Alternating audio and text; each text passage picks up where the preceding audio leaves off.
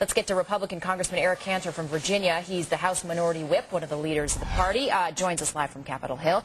Congressman Cantor, what kind of role will Republicans play as this thing gets to conference and they try to hammer out those differences? Are you guys irrelevant?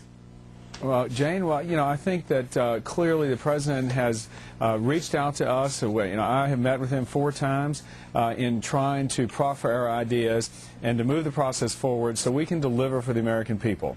At the end of the day, a stimulus bill should be about preserving jobs and creating new jobs. That should be our focus. And I have just continued to ask that the president can continue to put some pressure or influence Speaker Pelosi to see if she can come around and knock some sense into this bill. I mean, this is, at the end of the day, what our mission is. There's no one here on Capitol Hill who doesn't believe that we ought to have a stimulus bill, but we've got to get it right. The issue of going out around the country, I think that the president has connected well with the people of America. They expect us to act. He set a new standard, and that standard is that he's going to change the way that Washington works. The bill that came out of the House, and frankly that making through its way in the Senate, doesn't reflect that standard. So I'm hopeful once the Senate does act, we can get into conference. The White House will use its ability to influence Speaker Pelosi and Leader Reid to make this bill into something that actually will produce jobs. But it sounds like if anybody's been listening to you over the past couple of weeks, to get it right, in your view, would really be to redo big parts of it. I mean, is that possible?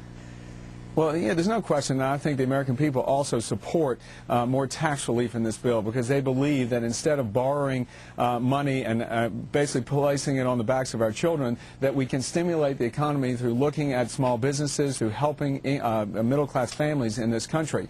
I think what we're facing now is that this bill is so huge. It's the biggest spending bill ever in the history of this country. Many people don't know what's in the bill. So we have got to get it right. The president's right. We've got to act swiftly because we want to get people back to work. But the important part is to note that we've got a proposal on the table from the Republican side of the aisle that produces twice as many jobs at half the cost. So we'll continue to try and take that message into the conference committees so hopefully we can shape this bill and get it right. But Congressman, in your most honest moment, which I hope is right now, do you envision something coming out of conference that you would be happy with?